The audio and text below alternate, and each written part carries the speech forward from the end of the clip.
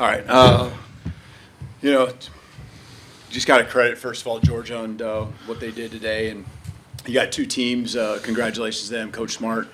But you got two teams out there, know each other pretty well here over the last 2 seasons and what the strengths are. And, two teams that fight, two teams that play hard, got to this point and laid it out on the line. So I'm proud of our guys. I'll never question the heart of the fight and what these guys bring. You can see at the end of the game, these guys still giving everything they got, both sides of the ball, all phases. And so fell short today, but proud of the season and getting to an SEC championship, getting to this spot. A lot to build off of. Start with questions. The first three on the front row on the right. Yeah, Ty, 2 questions if I can. You guys went about 23 minutes without a first down. What do you think got in the way of that or prevented that from happening? And also, how healthy are you feeling right now? First off, your 23 minutes question, right? We're just, one or two things away from, having a big play. I think, credit to Georgia's defense, right? Like, they did a good job. And we just got to make the easy things easy. I feel like, to be good on third down, we got to be better on first and second down. Back to, your healthy question, right? Like, it's step 1 of the season. Everybody's getting hit. Everybody's, some sore in some type of way. Next question. Question for Deontae. Georgia had almost 37 minutes of possession time. Obviously, the offense wasn't on the field a whole lot. Did that do anything to physically wear y'all down, stamina-wise, in the second half?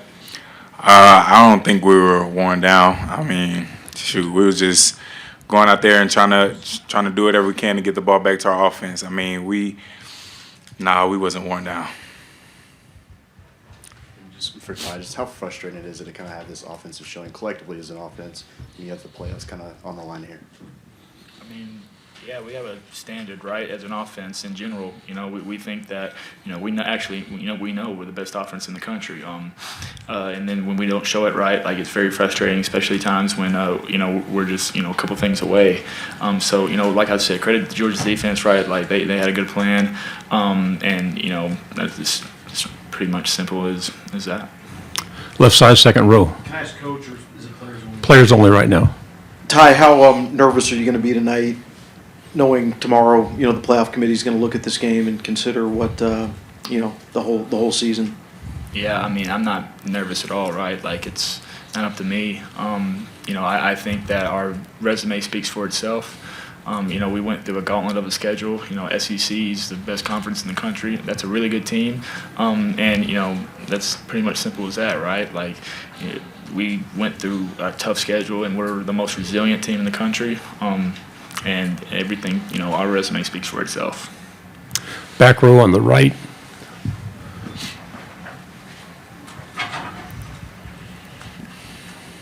Ty, last game, the third down conversions were the big story. Obviously, not the same sort of results. What stuck out to you in the way that Georgia was able to defend you tonight? They did a good job, right, of, bringing some pressures. It's almost like they were bringing somebody on almost every down. But, we kind of knew what they were expecting to a sense of, what they did in the second half on the last game. They played tight coverage. We got to make some throws, got to make some catches, got to do the little things right. It's just pretty much football, right? Disappointing for sure, but, it is what it is. So. Front row. For Ty, you just kind of hit on it a little bit, but how much did Georgia's pressure affect what you were able to do tonight? Like I said, right, credit to those guys. They did a good job. They had some, copycat blitzes from people that we've seen before. We picked it up some. But I got to be better at, just communicating in general, right? Getting on the same page with Parker and the O-line. But, I mean, just like I said, credit to those guys. Georgia's good defense. We're a good offense. Just didn't roll our way tonight. Any other questions for players? If not, we'll go to Coach DeBoer. Thank you, guys. Okay. They're good? Yeah, they're good. We'll go back here on the front row on the right. Kalen, what is your pitch for why you're still a playoff team? Well, I think you look at the games that we played throughout the season, but if you're really looking at this game, I mean, it was a 14-point game with 7.5 minutes to go. We had the ball. I mean, there you can look at things that didn't go well. We gave them 4 short fields. And again, I don't want to take anything away from what Georgia did, right? The field position battle is part of it. But gave them 4 short fields. I mean, that's a testament to our defense being resilient. And, one of those touchdowns, I mean, if we're really worried about the score, then probably punt it on your own 11, right? But I'm here to win an SEC championship. I'm not here to, if you lose by 1 or you lose by more, it's still a loss. And that's what I was caring about. We're here to win an SEC championship. We can't get worried about how much did we lose by or that was what it was about. And we're here to win. That's how we play. And again, it was a 14-point game. We have the ball with 7.5 minutes to go, against a really good team that knows us well and we know them well. I thought our defense did a heck of a job going against them. One thing we didn't really do was take the ball off them, and the one turnover they got helps up, and again, a short field. So again, that's football. But that's the way I looked at this game. And if this game applies to and takes away from our resume, I don't think that's right. I really don't. I think the precedent's been set, and I don't know how you can go into a conference playoff game when you're the number 1 seed and did all these things throughout the year, and playing in this game against one of the top teams in the country as well, how that can hurt you and keep you out of the playoff when, again, we've done what we've done all year. Front row. Yeah, you mentioned field position. Actually, there wasn't any possessions where you started over the 25-yard line. Just what that kind of play offensively? Yeah, it was back and forth there early, right? Couldn't get it going there, and then they punt to us and did a nice job pinning us back. I'm trying to remember, there was a possession there.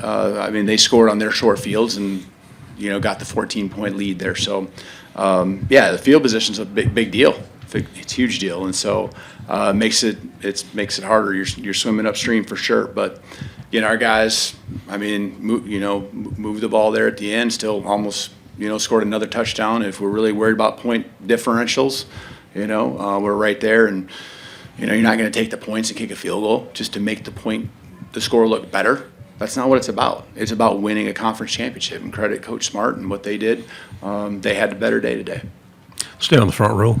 Yeah, Kalen, is there anything that you feel like y'all need to do to help get Ty's confidence back, or do you not think that's even an issue with him right now? I think it's just having some continuity in practice.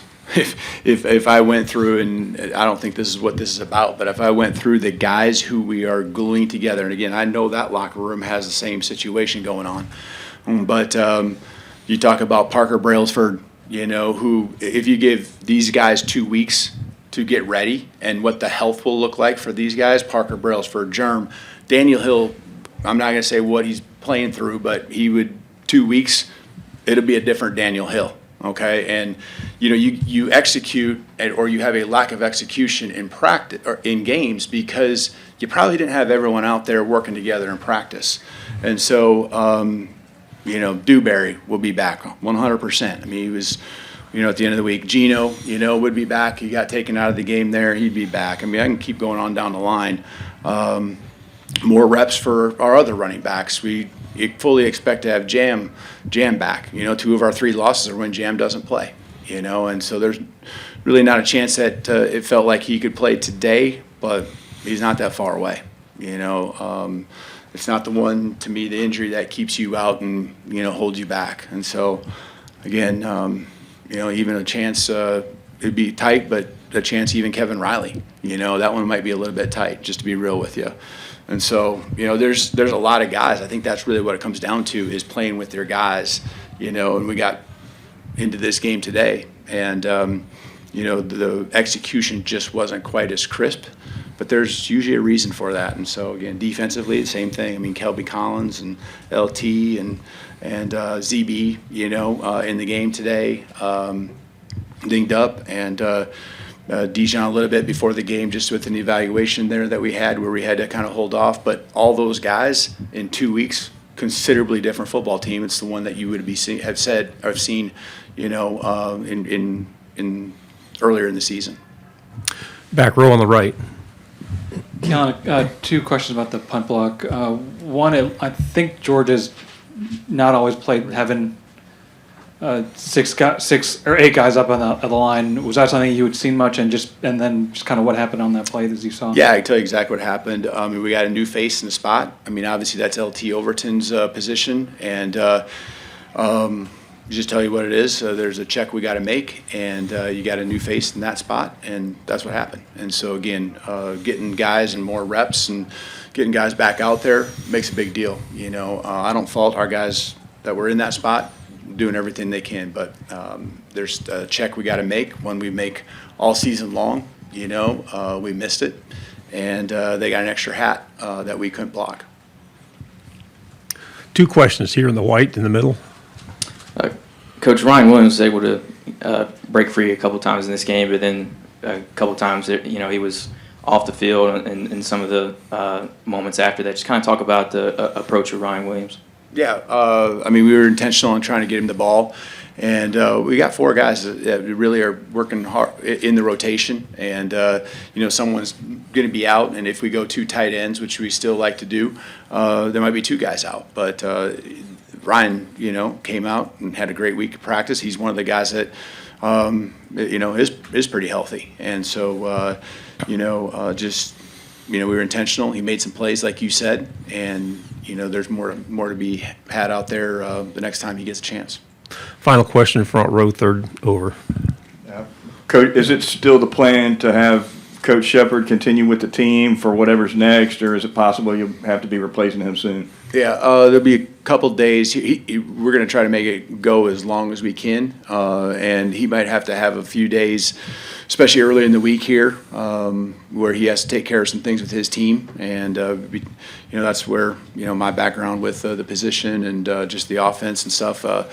We'd be lighter here at the beginning of the week, no matter what the situation was. And so, but yeah, we intend to do everything we can to have him with us throughout the course of the playoffs. And I know he wants that, help him be efficient, help him that way.